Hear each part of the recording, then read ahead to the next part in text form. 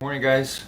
When we look at the power of our minds and we understand and believe with all our might that it is the most powerful thing in the universe, how can we talk about it in anything other than a positive sense? The word mental mind, look them up in the dictionary. Actually, I've posted them today. Unfortunately, the word mental has generated a negative connotation or has a negative connotation with it, and there's a stigma associated with it, whether we like it or not. And yes, it has its proper purposes and uses, but I think it's time. It's time for a new paradigm, our new paradigm, and that is the paradigm of mind health, not mental health. Because when you're down, when you're feeling already that there is no hope for you, the last thing you want is anything but positivity. That's the true cure for it all. Have a great day, everybody.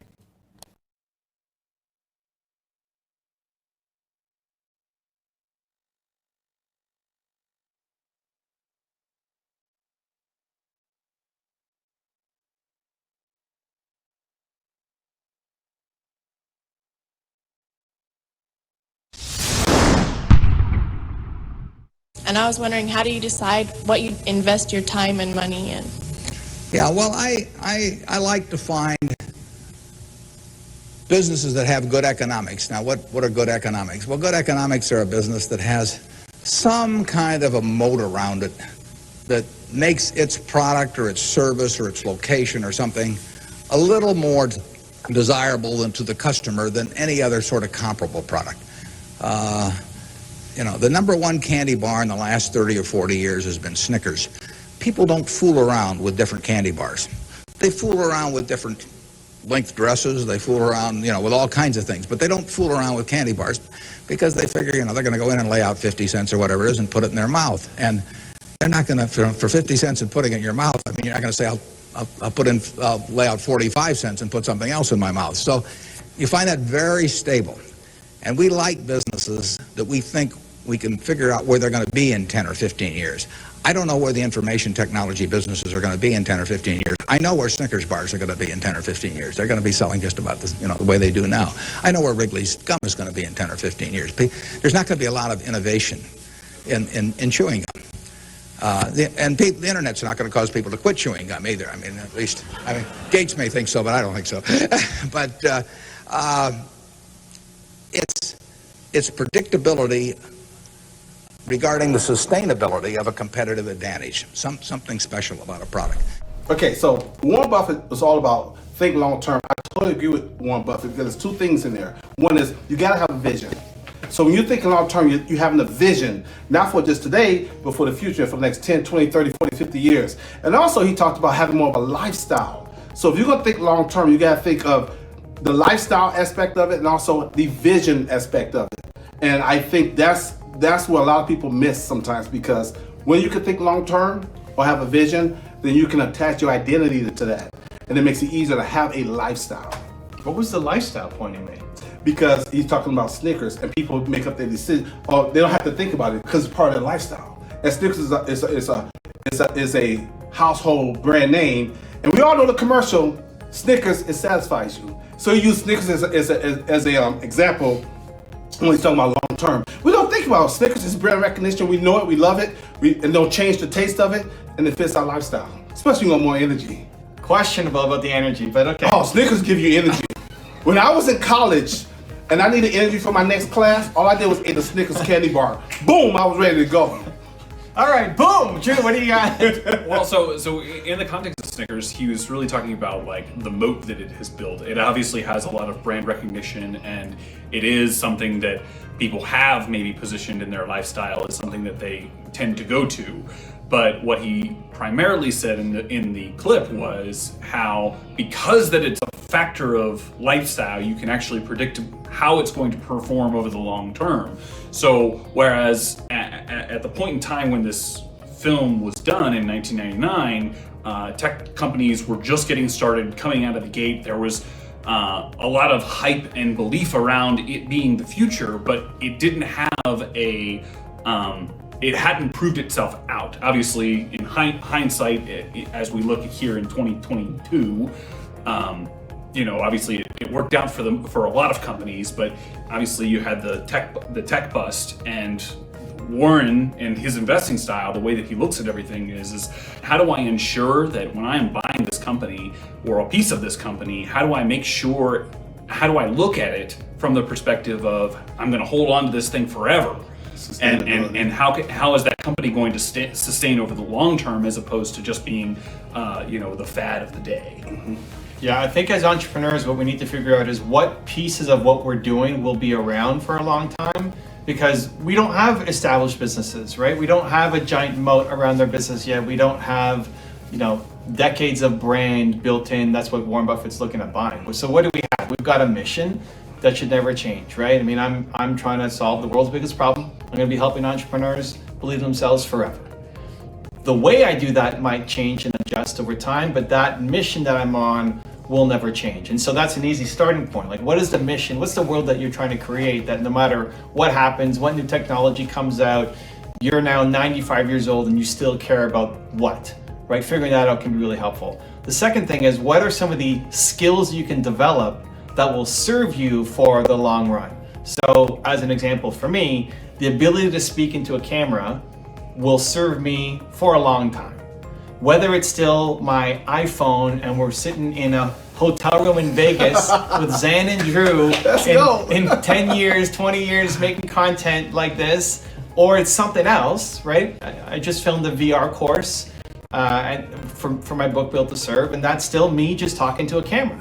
And so the ability to be able to communicate a message into a lens will serve me for a very long time. And so breaking down in your own business, what are some of the elements that if you got really good at this skill, paired with your mission, will set you up for success for a very long time, because you don't have enough predictability yet in your business, because a lot can change because you're just starting up. So I think that's how I would apply the advice, is what are the long-term elements between your mission and the skills that you can learn that can help you best set yourself up for long-term success. Love it. Also, to make sure you're actually taking action after watching this video, I've designed a special free worksheet just for this video. The worksheet will highlight all of the lessons learned in this video, as well as pull out our 3 favorite learnings and quotes that will inspire you to actually do something. The worksheet will also give you space to write down what your key takeaways are and your specific plan of action to make sure you're getting results. If you want the worksheet designed specifically for this video, absolutely for free, there's a link in the description below. Go click on it and start building the momentum in your life and your business. I'll see you there.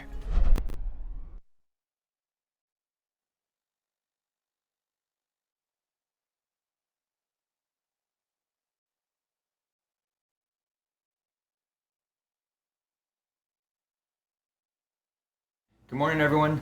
Today, top 10 rules for success. Robert Kiyosaki shares some amazing wisdom again.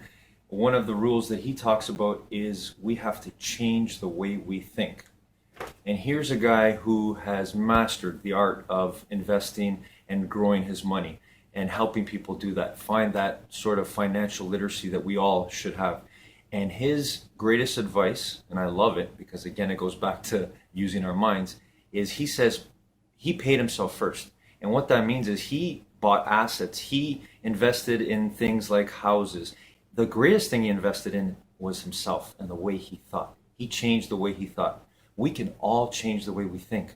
We have to think about paying ourselves first, even if we've got nothing, even if we're in debt, even if things are not going our way. We have to remember we have the greatest asset in the world right here. So we have to change the way we think and not let fear stop us. Have a great day, everybody.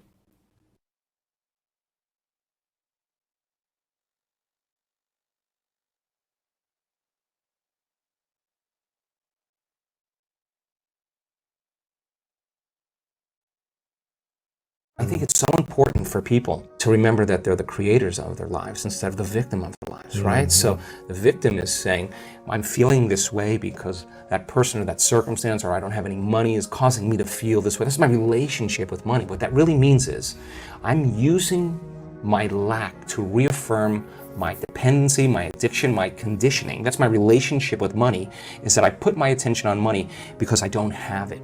So their relationship with money is of course built on lack. And so when they don't have it, they feel bad. And what they're really saying is, my outer environment, my reality is actually controlling the way I feel and the way I think. So Lewis, why are you in a good mood today? Things are going good. Why are you in a bad mood? Things are going bad today. So this unconscious program of victimization is saying that we're allowing our environment to influence the way we feel and the way we think. Isn't that what victimization is? And the stronger the emotion we have to our lack, the more we put our attention on the fact that we don't have it, right? Yeah. So then the person has forgotten that they're creating reality, because what they're creating is lack. And they're creating more of it. And then they try harder and they force harder and they control And they're more more, exhausted and their more. body's tired. And they're breaking down, and right. So the experiment then is, let's try it another way. Let's create from the field instead of from matter. Get a coherent heart, get a coherent brain, relax in the heart, and energy moves right into the brain. We've measured this 1,000 times. And all of a sudden the person moves into these beautiful, elegant brainwave states where they're super creative, right? So the longer you're conscious of that energy, the more you draw that future to you. Want to be happy? Build a life, not just a business. Hey, it's Evan Carmichael, and this channel was created to help you overcome the #1 challenge that is holding you back, a lack of belief in yourself. You watch these videos because you know you've got something more inside you. You've got Michael Jordan level genius at something. So today, let's live your best belief life and learn the mindset shifts you can make to get what you want. Enjoy. What is this synchronicity? It means whatever you're doing inside is producing that effect outside. Pay attention to what you did. Keep doing more than that. So generate a little more abundance. Just do it for an experiment now. When the synchronicity happens, you think you feel suffering, you feel excited, you feel inspired, right? So then that synchronicity is saying, use this energy, use this feeling. It should be easier for you to feel this now and go back and do it again. Keep the experiment going. And here comes the promotion, here comes the email, here comes the person you need at the right time. Wow, you have something happening, and then that becomes the momentum, right? So then we generate abundance. That's how we do it. And then Nothing doesn't happen by accident. We generate abundance, right? So then if you have an hour meditation where you're tuning into your abundant future, but then you're spending the other 15 hours a day in lack. Don't expect anything to change. You default.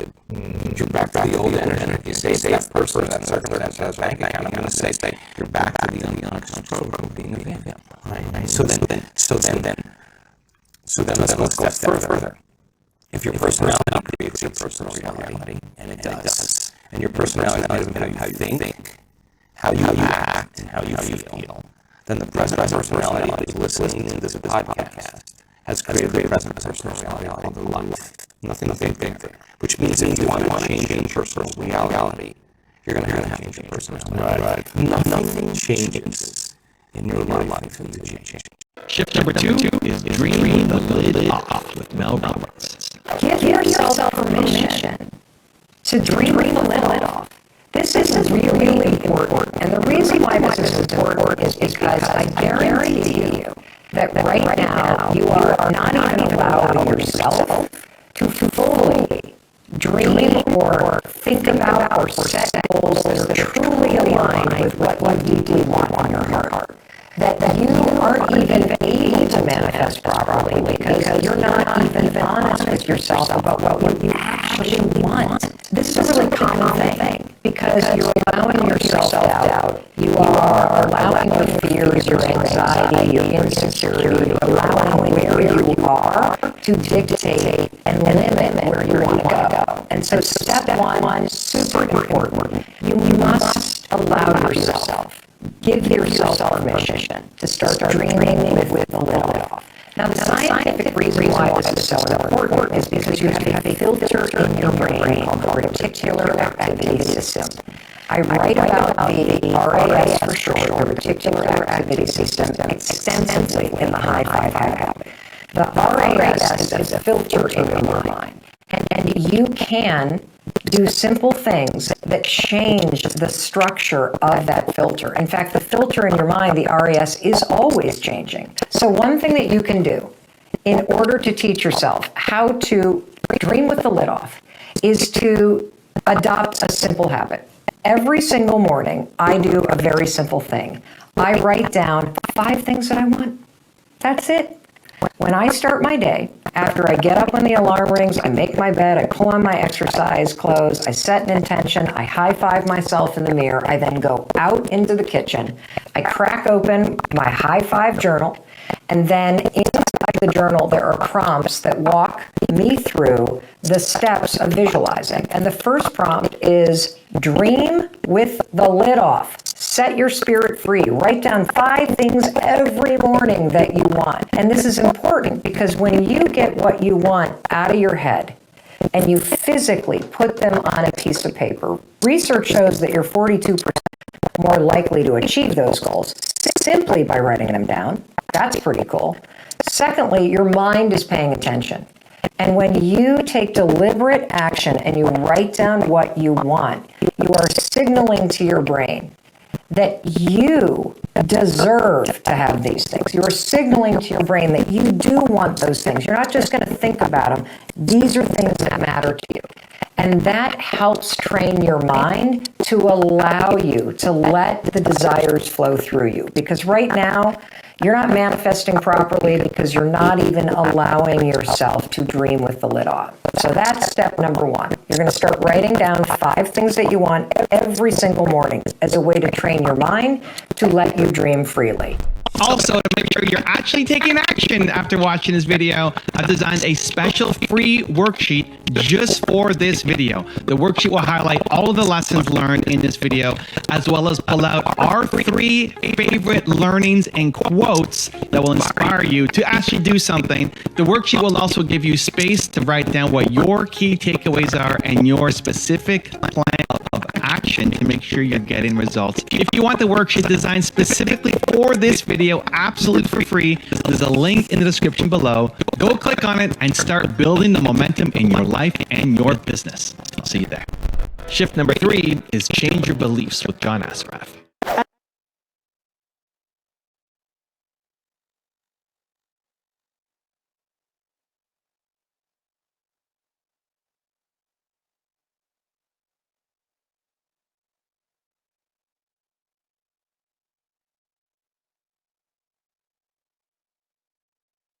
Morning, guys. Living, laughing, and loving our way to infinite mind wealth. I got another story I want to share. This is from one of the greatest, a hero of mine, Les Brown again. I remember watching a video a while ago, and he was doing an amazing speech as always, and he referred to an example. He was talking about this victim mentality we have, and it made me laugh the way he described a situation where there was a woman who was suggesting or saying out loud, you know, why did this have to happen to me? Why do I have to suffer? Why is this happening to me? And then I remember Les Brown in his speech saying, why not you? Who would you suggest? And the way he said it, of course, I don't do justice to Les Brown's voice, so please look him up, try to find that clip wherever it is, but it made me laugh. I thought, it's true. We don't want to be the victim, or we want to have that victim mentality. Why me? But if it's not you, it's someone else. Do we really want to hurt other people? Have a great day, everybody.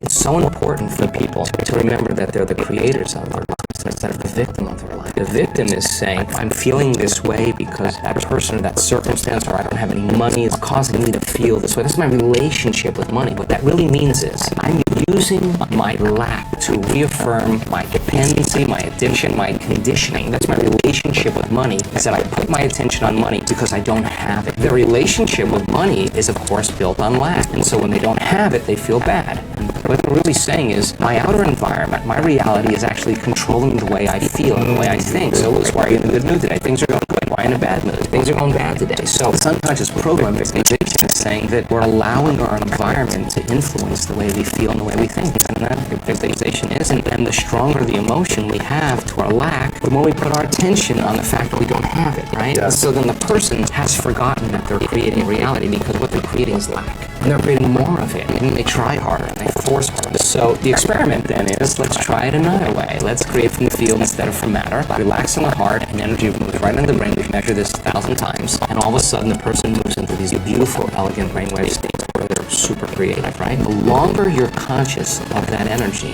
the more you draw that future to you. Need motivation? Watch the Top 10 with Believe Nation. Hey, it's Evan Carmichael, and I make these videos because you are probably the most ambitious person in your circle, but you know you're capable of more, and you get that push by surrounding yourself with the best. So today, let's learn from one of the best, Dr. Joe Dispenza, and my take on his top 10 rules of success. Enjoy. What does the synchronicity mean? It means whatever you're doing inside of you is producing that effect outside of you. Pay attention to what you did and do it again. So generate a little bit more abundance. Just do it for an experiment. Now, when the synchronicity happens, do you think you feel suffering or do you think you feel a little excitement? You feel inspired, right? So then that synchronicity is saying, use this energy, use this feeling. It should be easier for you to feel this now and go back and do it again. Keep the experiment going. And here comes the promotion. Here comes the email. Here comes the person you meet at the right time. Well, we have something happening here, and then that becomes the momentum, right? So then we generate abundance. That's how we do it. And the relationship, It doesn't just happen by accident. We generate it. we generate abundance, right? So then if you have an hour meditation where you're tuning into your abundant future, but then you're spending the other 15 hours a day in lack, don't expect anything to change. You defaulted. You're back to the old energy. And if you say it's that person or that circumstance or that bank account, I'm going to say you're back to the unconscious programming, being a victim, right? And so then let's go a step further. If your personality creates your personal reality, and it does, and your personality is made up of how you think, how you act, and how you feel, then the present personality who's listening to this podcast has created the present personal reality called their life. Nothing big there. Which means if you want to change your personal reality, you're going to have to change your personality. Right. Nothing changes in your life until you change. Rule number 2, don't let others control you. Don't expect anything in your life to change if your environment is controlling your feelings and thoughts. And if your environment is controlling how you feel and think, and I say to you, Aubrey, why are you so upset today? Oh, well, this person is upsetting me. What you're really saying is that person is controlling your feelings and your thoughts, and that means you're a victim to your environment. So you turn that around and you start realizing your feelings and thoughts create your environment, and you start seeing the effects of you at cause. You're going to react less to the people in your life because you're going to understand that you'll be back to the victim consciousness. And when you start seeing that you're creating outcomes in your life, you're going to believe more that you're the creator of your life and less the victim of your life. And I say, the more you practice it, the better you get at it. Rule number 3, become more self-aware. When you're at a greater level of awareness, everything seems to be more connected. That's what the quantum is. So you're playing at that level. The synchronicities, the serendipities, the coincidences are actually informing you that you actually are creating your life. And that's the difference between being the victim of your life and being the creator of your life. Because when the environment is controlling the way we feel and the way we think, some person, some circumstance, some condition, what does that really mean? It means that person or circumstance is actually causing me to think and feel a certain way, and I don't think I have any control of it, then I must be victim to that circumstance, right? And that's a program, right? Yeah. So I realized in my own journey also that if I don't change my response to things in my life, I'll never change. So it's not that you respond, the question really is how long, right? So when you become aware that your environment is controlling how you think and feel, and your response changes, watch out, because now you no longer belong to the past. You actually belong to the future. So get a coherent heart, and we know how to do that really well. Get a coherent brain, we can do that really well. People take all of their attention off the material world, off everything known. Go from a convergent focus to a divergent focus. We've got the data to prove that you keep putting your attention on nothing, on space. somehow the brain gets highly organized. So now, brain coherence, heart coherence, you synchronize your energy to whatever it is you want. And you got to sustain that state. You can't. We've had people that have healed themselves from Parkinson's disease, from cancers, from ALS, literally remission of the condition, and then have bad news. And in 1 hour driving to the hospital, all of their symptoms came back after being completely healed for 2 years. That's how strong those emotions are, right? So in your circumstance, right, I want people to have those moments where they have to literally choose. I think when it's the hardest, it matters the most. That's what I think. So all those things where you're agitated with a person having their moment, that could be you having your moment, right? And you would want someone to like that person doesn't want to do that. They're just having their thing. Rule number 4, change your old personality. How you think and how you feel creates your state of being.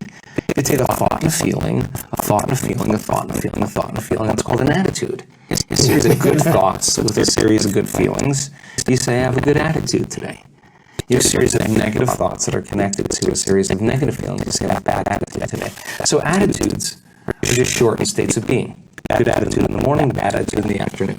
If you take an attitude and you keep those up, and you string attitudes together, you create what's called a belief. And a belief is just an extended state of being. So if you keep thinking the same thought, you keep hardwiring it in the brain, you keep feeling the same feeling, you keep conditioning in your body, the redundancy of that cycle over and over again conditions the body to subconsciously become the mind of that belief. And all beliefs are subconscious states of being. Okay. Take a belief, and you string them together, you form what's called a perception. And perceptions are just such extended states of being that we're unconscious, and so then we edit out reality. In fact, most people don't see things the way they are, they see things the way they are, right? And people are always filling in reality unconsciously based on their memory. They could be married to a person for 40 years, and they don't see the person, they see the memory of the person. And there's research to prove this, okay? So how do we change a belief or perception about ourselves or our lives, okay? We've studied this. Okay, let's just say that lack is ingrained in there. You got the story, you lived on the streets, you lost everything, you got betrayed, your business partner took everything, took your wife, you got the story in the half, okay? You got to start telling a new story of the future, right? You got to believe in that future more than you have to believe in the past. So how do you do that? You only believe in the past when you feel the emotions of the past. The only time you're going to believe in the future is when you feel the emotions of the future, right? Okay? So in order for us to change a belief or perception about ourselves and our lives, we have to make a decision with such firm intention that the amplitude of that decision carries a level of energy that's greater than the hardwired programs in your brain and the emotional conditioning in your body. And your body literally has to respond to your mind. That the choice that you're making to change in that moment becomes a moment in time that you never forget. And here's the key. Physically. The stronger the emotion you feel when you make that choice, the more you'll remember the decision. Okay, so then how do we down-regulate that old belief? If the trauma created an emotional quotient 6, or 7, then your decision to change your beliefs got to be a 9. Right. And you got to come out of your resting state, and that moment has to define you. You can say, I know exactly where I was, the time of day it was, who I was with, when I made my mind up to change, right? Because you created a long-term memory. Long-term memories are created from strong emotion, right? But if the amplitude of that emotion was greater than the betrayal, boom, the body starts responding to the mind, and you're actually giving your body a taste of the future emotionally. So your what's possible. Your body's actually getting a taste of that future event. It's experiencing the future now. Exactly. Big explosion on the quantum field. A big explosion. So the side effect of that is if you combine that clear intent, that elevated emotion, you're basically remembering your future, and it looks no different than remembering your past. Think neurologically within the circuits of that memory, and feel within the emotions of that new belief, and watch your life begin to change, because nothing changes in our life that we change in. When we change our energy, we change our life. So now the experiment all of a sudden is no longer based on it being hard or trying or wishing or wanting or hoping. That's what we do when we lack or separation. It's about change. So then when we finally realize, in order for us to become abundant, we have to overcome your personality. Also, to make sure you're actually taking action after watching this video, I've designed a special free worksheet just for this video. The worksheet will highlight all of the lessons learned in this video, as well as pull out our 3 favorite learnings and quotes that will inspire you to actually do something. The worksheet will also give you space to write down what your key takeaways are and your specific plan of action you're getting results. If you want the worksheet designed specifically for this video, absolutely for free, there's a link in the description below. Go click on it and start building the momentum in your life and your business. See you there. Number 5, be in charge of your emotions. I think